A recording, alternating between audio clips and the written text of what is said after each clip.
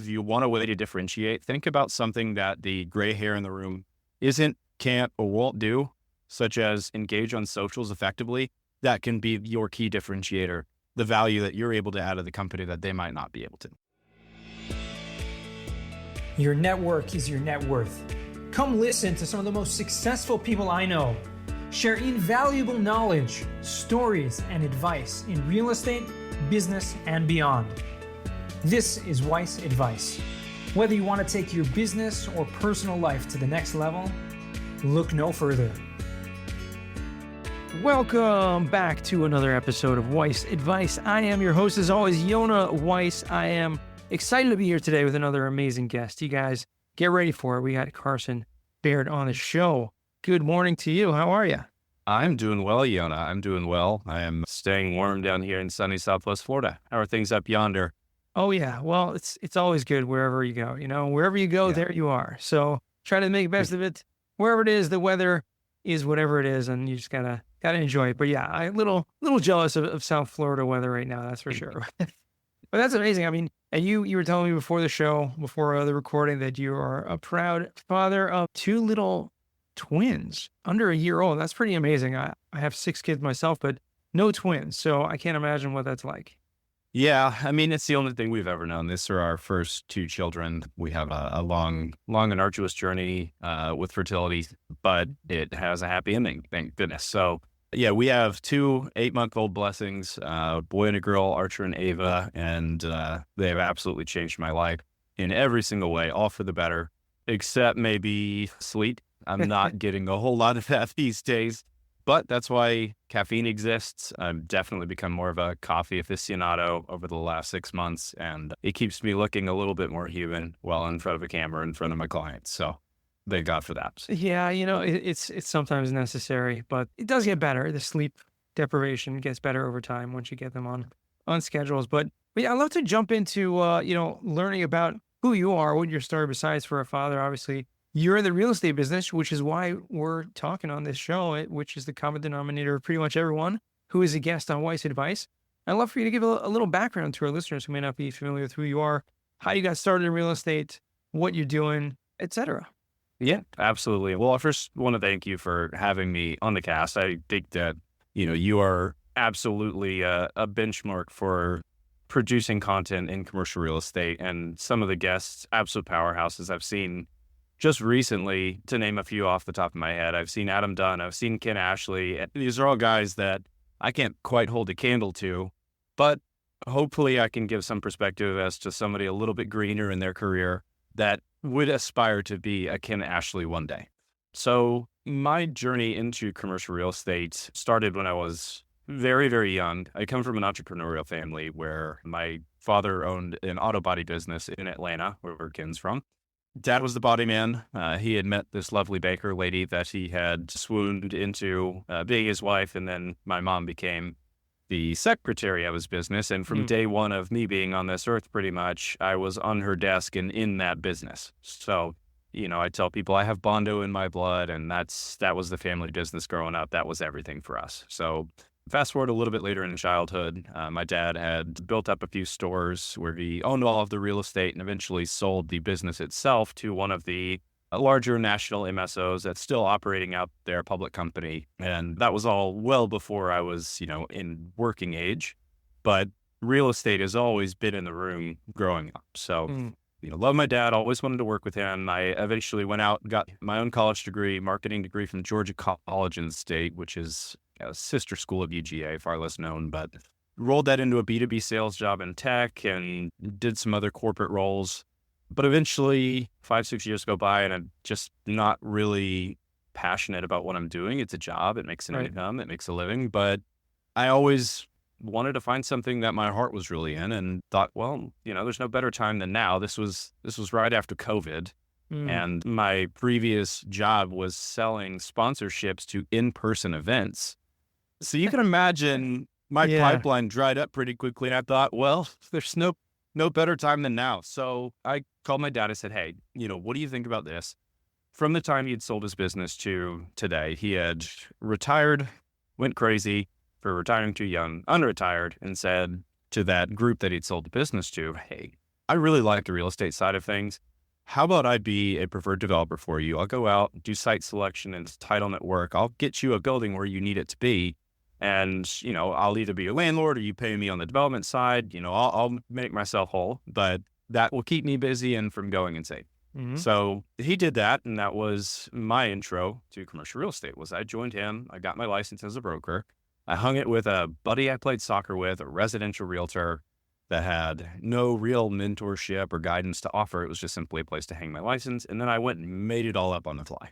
That's awesome. So I figured out dozens, hundreds of ways to mess deals up or not, spin my wheels and look in all the wrong places. We maybe got one deal across the finish line in the couple of years that I was working with them, but I did get a lot of experience, taking my licks and learning the hard way about how to do or not do things. So again, this was post-COVID. Obviously, real estate markets did pretty well during that time, especially down here in Florida, which is predominantly where we were looking. So after about 18 months, we're looking at our pipeline and talking to this company, and their structure is pretty fixed. And Florida is one of the most expensive real estate markets in the country. Land's too expensive, development's too expensive, nothing pencils anymore. Okay, well, I don't want to be in a position again where I've got a dead pipeline. So Dad, why don't I go do this? Let me go join an actual commercial brokerage, and I will have you be a client instead of the client. So that's what set me out to look for a full-time formal job in commercial real estate. And that's where I found LQ Commercial.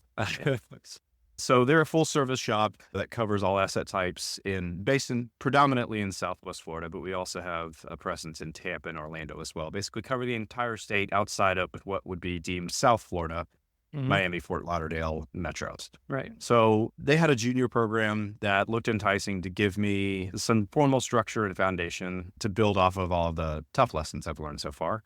And to this day, I'll say it's the best decision I've ever made in my career. I got aligned with this fantastic mentor. His name's Mike Price. He worked his way up to managing director in our own Fort Myers office, our flagship office. And he has given me so much insight, so much guidance into how to break into this industry and pick an asset type, what makes you different, what specialize, how to specialize, all of that. And so that's how I kind of got to today. So that's awesome. I've been with LQ now for about 3 years. Started out saying yes to any kind of assignment I could get. So I've done retail office leasing. I've done assemblages of land lots. I've done investment sales. But where I typically plant my flag would be industrial on both the landlord-tenant rep side, industrial investment sales, and land for development in Southwest Florida.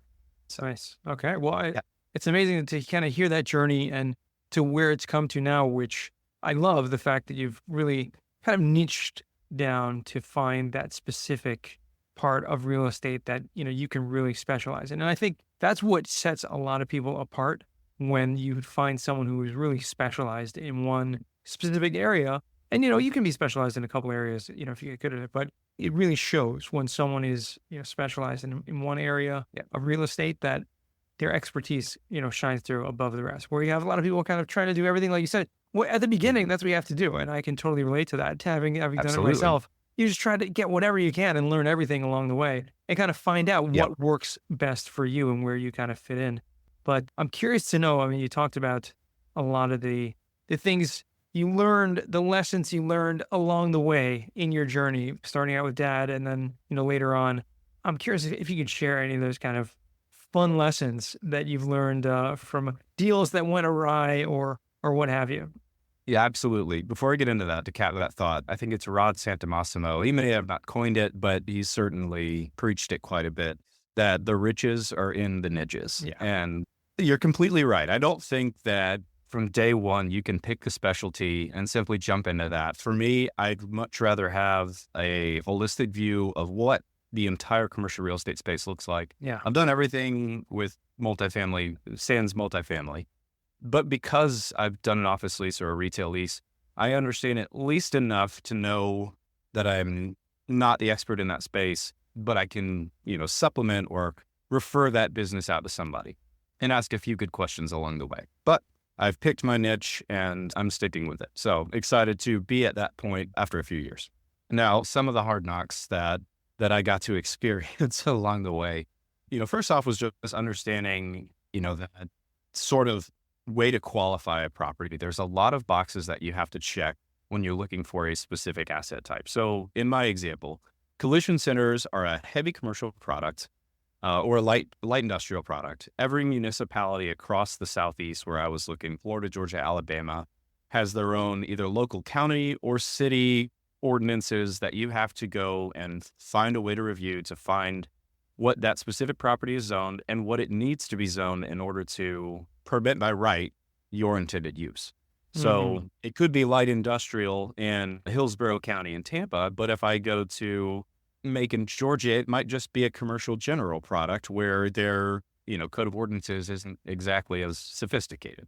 So having to learn about what kind of entitlements need to be in place to do it, what kind of existing structures make a site attractive, the right acreage, outdoor storage, whether or not that's permitted, all of that. So those are some of the things that I got to broadly learn along the way. They're not exactly exciting, but one thing that I did learn was about planned urban developments, or PUDs. So Stuart, Florida on the other coast, this is north of Miami, Fort Lauderdale area.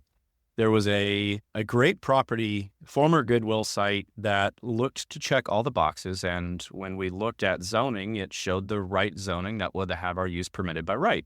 But if we dug in a layer deeper, there was a planned urban development over, I think, 3 different properties, 3 different uses. One was a shadow anchored bank that was getting turned into a dispensary. The other one was a suburban lodge that was by no means up to code and definitely doing some shady stuff. And then there was this vacant Goodwill. So certainly felt okay about our proposed use, but when we dug into the actual PUD documents, the declarations, covenants, and restrictions, they were very specific about what kind of use you could have in there. And if it wasn't on that defined list, you had to get permission from your neighbors, 100% of them, in order to process that deal. So we had this deal under contract when we discovered this. We were still in our due diligence window, and we had gotten to both of the other owners who had both verbally indicated that, yeah, they would support this in its entirety. So we sent out paperwork. We felt good about it, and our due diligence window came up for where our deposits were going hard. And again, rookie mistake, not being able to advise. We should never leave that period without all of our ducks in a row. We left that period, and sure enough, the owner of the extended stay motel said, I changed my mind. There is nothing you can get me to do to support your proposed use for that property. Thought, well, that's difficult. Mistake number 2 was learn when to cut bait, because we decided to lawyer up, push back, try and comb through these documents, find any way we could to kind of blitz our way through his resistance. We also tried to negotiate, work out a deal with him. He was given a more than a fair settlement offer to try and gain his support, and he stood fast. And for 10 months, we fought him through city of Stuart, fought him directly, indirectly, lawyered up, and at the end of the day, made no progress. And we had a sunk deposit. We had tens of thousands in legal fees that we had to swallow, and no deal to show for it. So that's probably the one that I learned by far the most, and is the most unforgettable punch in the face I ever took before I got to learn this business in a formal capacity. Yeah. Wow. It's a hard pill to swallow. And, I think a lot of us deal with that to some degree or another, where we have an obstacle, and the easiest way would to just kind of just go around it, like just leave it, not even try to struggle. And I think for a lot of times, it actually may be good to go through the struggle, even if you don't come out on top on the other end. But the lesson you learn through that struggle will actually stick with you a lot harder than had you never gone through it. But yeah, I mean, you said you could have cut the bait early and just said, hey, you know what? He doesn't want to go through with it. Let's just get out of this deal. And you would have saved the, tens of thousands in legal fee potentially, but you would have never learned those lessons, right? And, it's like Rod Khalif, someone that I've learned a lot from, one of the first guests on Wise Advice podcast years ago. He used to say, he called them seminars, that you pay, sometimes you pay, 10,000, 20,000 to go to a seminar. It's a life seminar. And that's, you learn tremendous amount from it. Yeah, absolutely. It was a formal education in how the legal process works, what planning and zoning meetings look like, the things that they consider, and how to know when to hold them and when to fold them. For sure. I'm curious, have you found that, I know you mentioned that you had some degree in marketing, if I'm not mistaken, and then, did a little work in kind of B2B sales and things like that, how that has actually helped you in your current position, obviously investment sales and doing deals in commercial real estate. I think, in my opinion, marketing is probably one of the biggest skills that you can have in general. So I'm curious to know how you've been able to apply that and learn lessons from that. Yeah, I think I got a few really great lessons from college that were specifically within the classroom. One was about strategic marketing and thinking about a bigger picture, how, advertising may just be one arm of it, but there is sales, there is account management, there is consistent content creation and drip kind of campaign. Yeah. You want to be top of mind, and it's not necessarily who you see that you're connected with, but who's seeing you. And I have, experienced that success where it's socials in particular. Yeah. You and I think connected initially on LinkedIn, Right. and we had the pleasure of connecting at Ken's event in Atlanta, the CREI Summit, which to anybody listening, if you have any kind of involvement in socials and are looking to be engaged with a truly influential group of commercial real estate professionals, whether it be Twitter, LinkedIn, Instagram, TikTok, even if you're a podcaster, this is an event you've got to take a good hard look at, because the connections that you can make through this event are worth any kind of price of admission, and also the best practices that you can pick up by attending Yona Weiss's session on 30 different LinkedIn ideas that you can post that I still have bookmarked on my web browser is absolutely worth its weight in gold. But is going back to my B2B sales introduction. It was a technology type sales job where I was targeting chief marketing officers within these tech companies up to 250 million in annual revenue, a very specific targeted list of, call it 250 individuals. Main channel that I tried to connect with them, if it wasn't via phone call directly, was LinkedIn. And I had to get very prescriptive on who I've connected with and how I connected. Now, looking backwards, there was always this idea in mind that I am out to get something from you.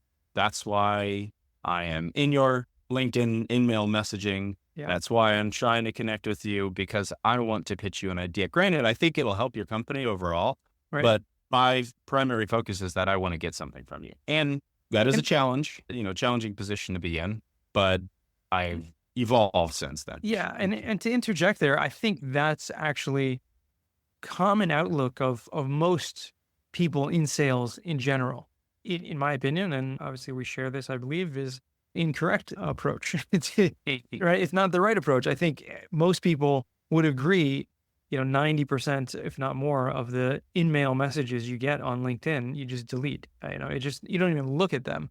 Even if it is something that could potentially be game changing, and even if it is something that could potentially be helpful and you need for your business, because it's sent in that fashion, it's just overlooked and it's not taken seriously. And I think there's certainly a right way to do it and a right approach. And I'm curious to know what you did with that and what you learned from that and how you changed. Yeah. So going from my B2B tech sales role, where I was focused on gaining something from that individual, what I would say my social engagement looks like today is one, consistent activity that is delivering value to anybody that I'm connected with or following that expects nothing in return. So that could be targeting a few different groups. Anybody that's interested in where the market is at in Southwest Florida, typically in industrial or land, but I could do large market overviews. I will do this long form content where I'm talking about the market and giving you statistics and helping you understand the narrative of why Southwest Florida right now. Other times I'm trying to make people laugh, because I do think that's something that is a big part of my personality. I like to engage with people and make them smile however I can. So whether it's commenting on a post of yours or doing my own, jokey content, that's a way for me to engage with one another. But I think the best way for me to gain value out of social media is to first find out who specifically I want to be connected with. And in my instance, it is institutional groups that are looking to buy a small bay flex industrial or industrial outdoor storage product in the Florida market in general, where I can kind of bring them into Southwest Florida as the market expert. So I've connected with dozens and dozens of individuals just by, LinkedIn's algorithm sharing me or putting me in front of the right people. I'll make a connection, innocent enough. I think it's easy for you to accept a connection or a follow. But when I see that individual or that company post some content that I have a direct relevant connection to, oh, wow, I saw you close the deal in Tampa. My in-mail message is now directly relevant to what is going on in your world. And I have value to add because I've got deals down here that you're probably going to want to take a look at as well. Right. And my conversion rate from my B2B sales job, which is about 1%, is now over 50% in terms of getting a direct response and a, hey, would love to talk, grab coffee. I'm going to be in the area on XYZ date. Right. That is how this tool, I think, should be used. There should be this constant drip of consistent content that you're able to put out there. We'll call it, chumming the water for a fishing analogy, Sure. and then be very, very precise on where you're casting in order to get that fish to bite at the right time. Yeah. And, providing that value and posting every day, you and I maybe take it for granted a little bit, and people who are consistent in using social media in that way. But you have to remember, less than 1% of users on LinkedIn actually post every single day consistent content. And so by doing that, you're for sure setting yourself apart. You're being noticed, and people see you. And the right people see you when you make those right connections, even if they never engage, even if they never comment, even if they never message you, every time they log into LinkedIn, you're probably one of the first names, if not the first name that pops up and they see over and over again. And if your messaging and your tagline is correct, the branding automatically, subconsciously, whether they like it or not, sinks in there that, oh, this is the guy that does land development or has the right deals in Florida. And so when you get that message, you're like, oh, I know this guy. Wait a second. He's messaging me. I already know who he is. It's no longer cold outreach. It's already a warm outreach, and it's targeted to the point where they already know what to expect when they receive that message from you. And so you're not catching them off guard, which most of the LinkedIn and most of the in messages are completely catching you off guard. Like, who is this person? They're cold. They're Exactly. they're thoughtless. They look like they've been sent to 10,000 people, and they're never ever going to get a response from me or anybody like me. But if I can say exactly why I'm reaching out, 2 sentences, and what value I could potentially add, that is going to be a much better conversion ratio of hopefully getting a conversation where you can show even more how you plan to add value. Exactly. And there, because that warm kind of introduction of you being out there is You have also to play LinkedIn. You have to Exactly. work with the algorithm in order to get in front of that individual in the first place. So if you're not posting consistently, you're not doing right by them. You can't help them if they don't ever see you. So you have to work within the game. You have to post consistently, but your reward is, and their reward is, getting to make that connection that actually is mutually beneficial. I'm curious to know, because a lot of people still use LinkedIn in the wrong way, meaning people, even companies on a company level, people will post and they'll just post closings and they'll just post kind of things, events and things like that. I'm curious, in your company, and I have no idea how big LQ of a brokerage is, but within your company itself, are there other people who are doing what you're doing as well, using LinkedIn or social media in that way? I think I'm a bit of an early adopter for the company, and to the point where I've even had a principal come up to me. He's like, dude, you were spending so much time on LinkedIn. Like, I see you all the time there. Like, what are you doing? Like, get on the phones. Right. And he said, Yes. I'll look at him. Maybe he's a gentleman, he's 65 years old. And, part of his most productive activity is playing golf with all the right people in town right now. He's a rainmaker for the company. He's a fantastic asset, but he's from a different generation that may not understand where revenue can be attributed to what I'm doing on social media.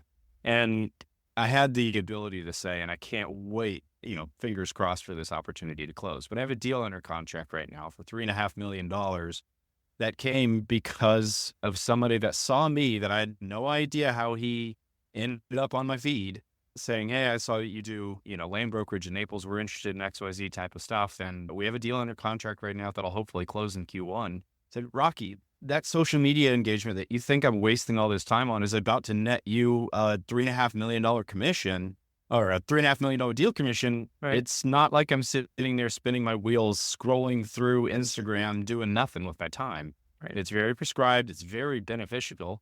And I'm happy to tell it to anybody that will hear me how to do it and what value it provides. Yeah. So I think I work pretty, closely with our marketing team on best practices, even taking stuff from the CREI event, little nuggets of info that are useful to them, and trying to change the culture around socials. It's not going to be everybody's cup of tea. I think there are going to be people that are set in their ways, but talking from a young broker's perspective, if you want a way to differentiate, think about something that the gray hair in the room isn't, can't, or won't do, such as engage on socials effectively. That can be your key differentiator. the value that you're able to add to the company that they might not be able to. It's so true. And listen, I think anyone who is in a bigger company that has people from a different generation and is using LinkedIn in the right way has had the same exact conversations before, myself included, right? When I started using LinkedIn consistently, like 5-6 years ago, that was exactly the response that I was getting. He's like, "What are you doing? Like, get on the phones. Like, what is this?" And I'm like, "Just, wait and see." Like, I believe in this. I think, and for someone who doesn't have experience with it, it does take kind of a leap of faith to say, okay, I do believe there is a lot of potential here. I do believe this will work. And once you start bringing in the revenue, once you start showing the results, it's much easier for everyone to get on board.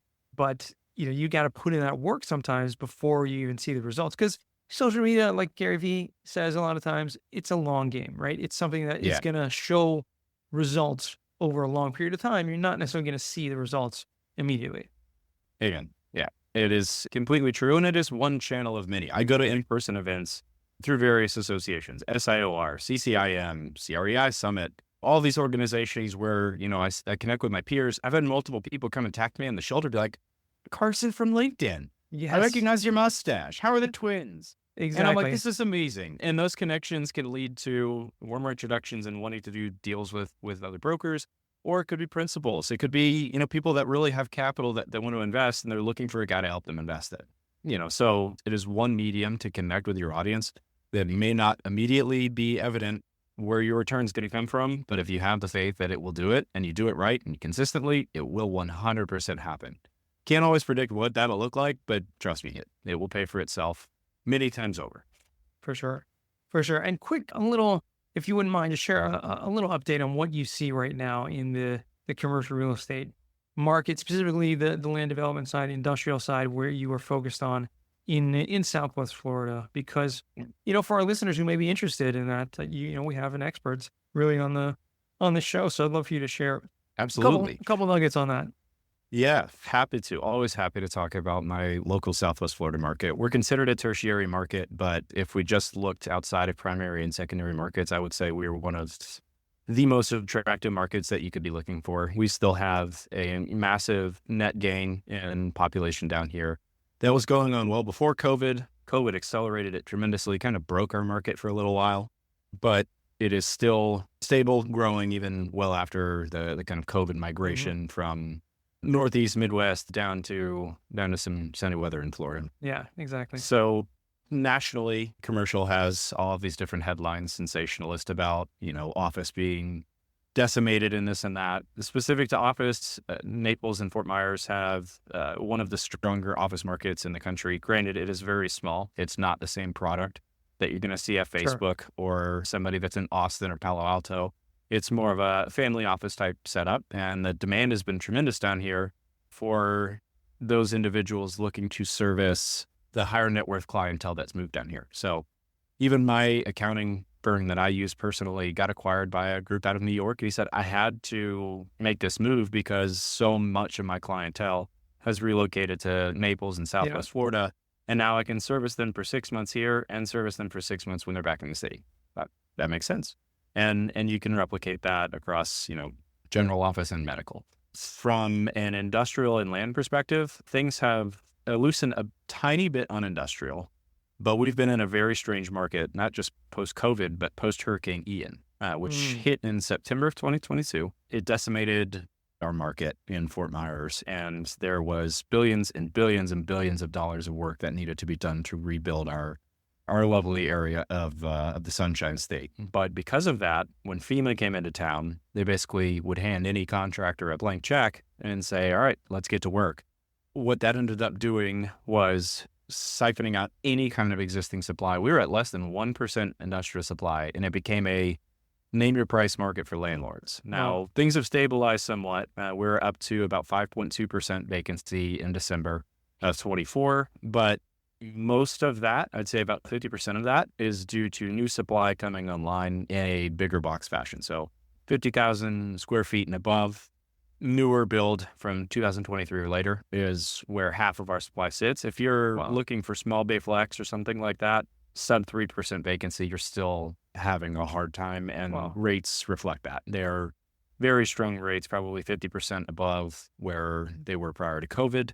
So that's the kind of challenge that I'm helping tenants overcome, and that's the kind of investment that I'm helping my buyers seek. So, and then retail is at all-time lows in vacancy down here. That's been very difficult. We've been well behind on development because building strip centers and the like has been prohibitively expensive. And tenants want to be down here more than almost anywhere else. So they'll have to pay a significant premium to get in here. Hopefully development gets a little bit more improved going into 2025, but to be seen. And then the one market that I think is taking a bit of a lick due to overdevelopment was multifamily. That said, absorption's still quite quick down here. The pipeline for development in multifamily is slowed, I think, beyond any level post-COVID. So I think that will work itself out. And, those projects take years and years to plan. So if you have something in the pipeline to be, out of the ground in 2 to 3 years, you're probably sitting pretty, and somebody will pay you a premium for that entitled project, or you could do it yourself and have a great investment sale. Sure. Yeah, absolutely. Amazing synopsis. Very quick, concise. Love it. Love to hear that. I've been trying to learn a little. Yeah, trying to learn a little bit. This guy here, when you say, how's the market, Bob? And he hits you with 700 metrics. I'm learning to not speak with adjectives, but speak with objective data. And I think it's worked so far. It's, it gives people a real view, and then you can tell the story with that data. Exactly. That's awesome. Yeah. Well, Carson, I'd love to transition now to what we call the final 4. These are 4 questions I love to ask all my guests. First one for you is, what's the worst job that you ever had? That's an easy one. And I already hinted at it earlier in the show. So, my background, I did all sorts of jobs growing up. I worked at my dad's body shop, would wash cars and learn how to buff and polish them. I was a used car salesman for a Toyota dealership in Milledgeville, Georgia, which is not exactly where a lot of people are buying new cars. So that would be my runner-up, but it has to be the B2B event ticket or sponsorship sales when COVID hits. There was a massive pivot to try and sell Zoom meetings and sponsorships and this and that. But even before that, I had taken the job because I needed a role. I'd actually been let go from a previous role due to financial cuts. And this place had an opening. It was fully remote, and I'm somebody that needs people. I'm never going to be that person that takes a 5-day work from home schedule and lives with that. I was wilting at home. So when COVID hit, it gave me a great excuse to make the jump into commercial real estate. So I'm thankful that I had that job, but you couldn't pay me to do it again. Yeah. For sure. And I definitely hear that. Second question, what's a book you've read that's given you a paradigm shift? Well, kids will give you a paradigm shift, and I have a book to go along with that. It's actually through a LinkedIn connection where this gentleman I went to college with, and I hadn't thought about him in a decade, but for some reason he came across my feed with a post about a book that he had picked up recently that had an impact on him as a father of young kids, and it's The Anxious Generation by Jonathan Haidt. It talks about the impacts of the digital age we live in, social media, and the exposure that young adolescents have, and all of the, comparisons, the constant checking, and the impact that it's had on their mental health. The impacts of us getting away from physical play. It's stifled creativity. It breeds anxiety and mental health issues. And that was something that I think I was a bit scared of, because even I find myself taken in by all of what social media shoves down your throat at any given moment. And I've seen how it impacts subconsciously how I engage with it. And that scares me. I couldn't imagine what that would do to 5, 6, 10, 15-year-old child. Yeah. And then sitting there insecure, going through puberty, and then seeing everybody online live this perfect life that's all, made up and photoshopped and manicured.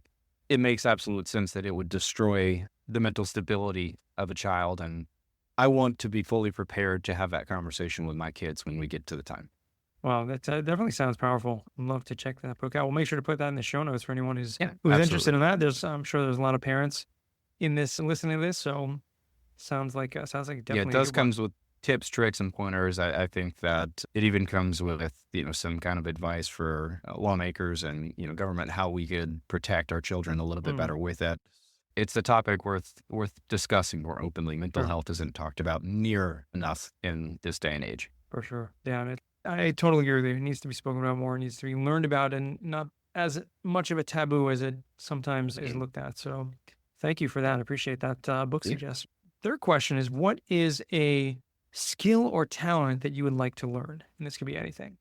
This is a weird one, and it's something that I didn't really think of much, but it's been on my mind recently. I grew up outside of Atlanta, Georgia, and near very rural areas, and there were plenty of people that engaged in hunting activities all around, but that was something that I never had any exposure to through my family, and just kind of looked down at it. I thought that was some redneck thing that I never wanted to do. But now that I find myself kind of yearning to get outside more and more and finding less and less opportunity to do so, I think that's a skill that I would like to explore. But that is a big old can of worms that I have, no idea where to start. So hopefully through an association event or something like that, I can get exposure to that and come in as the guy who's very green and meet a bunch of people that are more than willing to teach me how. But yeah, I think I'd like to give hunting a try. Very fascinating. Carson, I believe you're the first person in over 400 episodes that has mentioned that skill. So that is something, love it, because we always get different perspectives. And one of the things I love most about this show is hearing every possible thing you can think of. Maybe it's something about being a new dad and wanting to provide or know that I could if I ever needed to. But that's what came to mind when I had to share it. There you go. Well, I appreciate you doing so. And fourth and final question, what does success mean to you? I think if you'd have asked me that a couple of years ago, it'd be very different than it is today. Like I said, the children being in my life changed my perspective on everything. I've always been ambitious in my career, wanted to make a name for myself, wanted to make enough money to be and consider my wife and I financially free. And that's still possible, but that's no longer the top priority. I think it is to be a present and caring father and husband that learns from, maybe some of the shortcomings in his own childhood growing up. My dad will be the first to say, look, I obviously love you kids to death, but being an entrepreneur, I think I spent way too much time in the shop and missed some milestones. And I'm terrified that I'll do that myself because I do love my work that I do, but I want to make sure that my kids know and never, ever have any kind of doubts that they're loved above and beyond anything in this world and that their mother is too. So yeah, that's what success truly is to me. I think everything else will work itself out. I think that, being a provider is part of it, but keeping my family happy first and foremost. And then also, if I'm going to be remembered for something, I hope that I have a positive connection or impact, whether it's just making somebody smile through a LinkedIn post or getting them to laugh about something. That's what I feel like I'm here to do. And I like to do it. Love it. That's awesome. Yeah. It's a beautiful way of putting success. And I think that's true meaning in my opinion as well. So definitely relate to a lot of what you said there. And finally, where can our listeners find you or reach out to you if they want? Yeah. So, we talked a lot about socials, but I've admittedly been pretty closed off in my little corner of the world on LinkedIn. But LinkedIn I would say, be the best way to reach me. I think my tagline is Carson CRE, or look up Carson Baird on LinkedIn. I have no problem finding me. Also, phone, email, whatever you got, I think is on my LinkedIn page. Please don't hesitate to reach out, have a phone call to talk about whatever it is you feel like you'd like to talk about. I am an open book and always love, making connections and meeting the people that see. There you go. I love it. Well, we'll make sure to put that in the show notes as well. But yeah, it's an important way. And I always like to say, if you do reach out to someone, take 10 seconds and instead of just hitting that connection or that follow button, take 10 seconds, write a little note saying, I heard you on the podcast or what have you. It makes a huge difference, goes a long way, and starts a conversation instead of just a random person following. They have no idea who, why, or what. I love to do that because that's really what the social media is all about. It's a social media, right? So let's keep it social. Carson, thank you so much for joining me on the show. I appreciate you for taking the time and sharing some amazing insights, as well as just, getting to know you and hear your story a little more. It's been a lot of fun. Absolutely. And thank you so much for having me. And yeah, we'll definitely be staying in touch on LinkedIn, at events, and maybe more podcasts to come. Awesome. Sounds good. And to our listeners, thank you all for joining us and listening all the way to the end once again. And remember, until next time, the best advice comes only when you ask. Real quick, I have one question for you. Did you like this episode? If you did, I want to ask you a huge favor. See, the biggest thing that helps this podcast grow and that will spread this message to the whole world is that if you leave a review, a rating, and subscribe to the podcast. What that does is it basically tells the platforms that this podcast is out on is that you like my stuff and I'm doing something right. So take a few seconds out of your day, hit that subscribe button, leave a rating or review. I would be extremely grateful. Also, I want to hear from you guys. So I want to hear some feedback. If you have any questions for future episodes, please find me on LinkedIn, send me a DM, a connection request, Yona Weiss, and I'd love to hear from you.